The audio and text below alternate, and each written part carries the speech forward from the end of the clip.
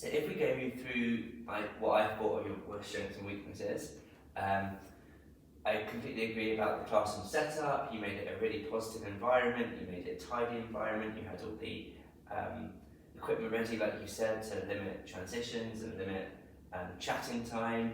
The LO was clear on the board, you really spoke about that. The PowerPoint was well thought out and scaffolded, and it developed the understanding throughout by introducing the angles and then developing the knowledge of degrees, and then finally you moved into the assessment. Thought overall your behaviour management was pretty good. A few little incidents here and there which we'll talk about in a moment, and what I really liked is that you just continually ask for understanding from the pupils, either a thumbs up or hands up if you know, or picking on individual children just to make sure that they're still paying attention.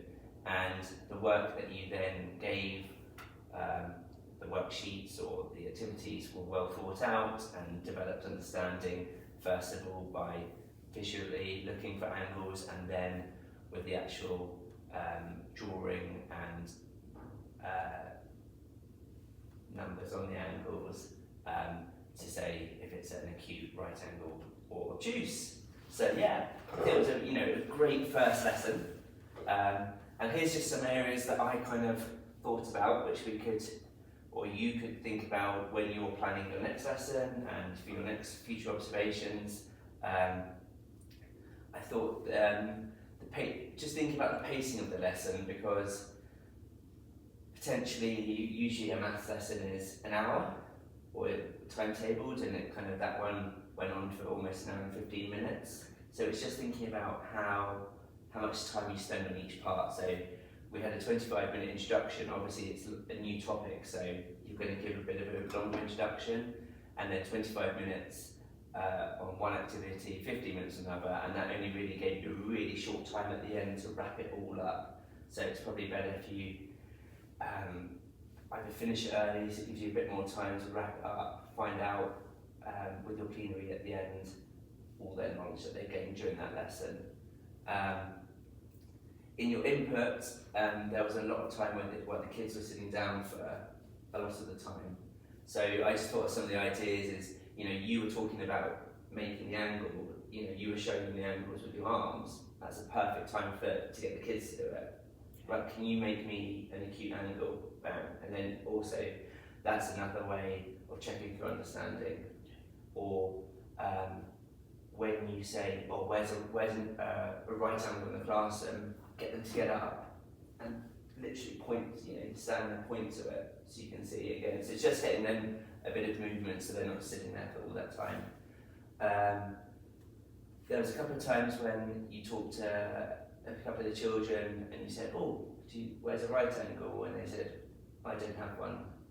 So then it's just an opportunity then to come back later on and just to check, because are they doing it because they don't know, or are they doing it because they're just lazy? Just to find out. The worksheet was great. I just have an LO on it, just to make sure that when it's in their books, they can see their understanding. And when we went to the worksheet part, I would have it on the board, the worksheet, so you can actually point to this is what I want you to do. You were doing it on the actual sheet itself, and for a kid sitting back here, it's a struggle for them. So it's just something to think about how we present that. And also at this point, you were starting to give instructions, and children were starting to already move around the class and to collect a pencil or to collect a clipboard.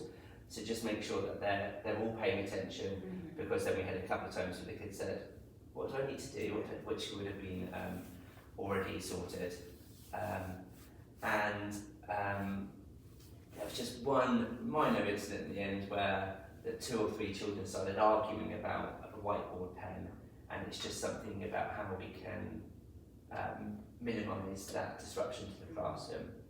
So they're my kind of feedback points to take on board, and it's something that you'll develop in time about how the best way to develop those areas are. A couple of them are really minute, obviously, like putting an LO on the worksheet, and a few of them you're just kind of especially pacing of a lesson, it's very hard at the start to figure out how much time do I need to spend on this, how much time do I need to spend on this.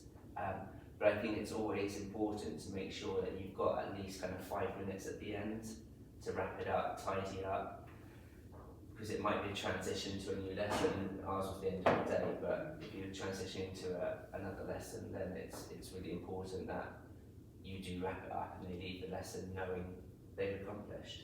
But I mean, overall, I think it's a fantastic first lesson for you. So well done, and I'm looking forward to seeing how this progresses throughout the next few weeks. Great. So well done.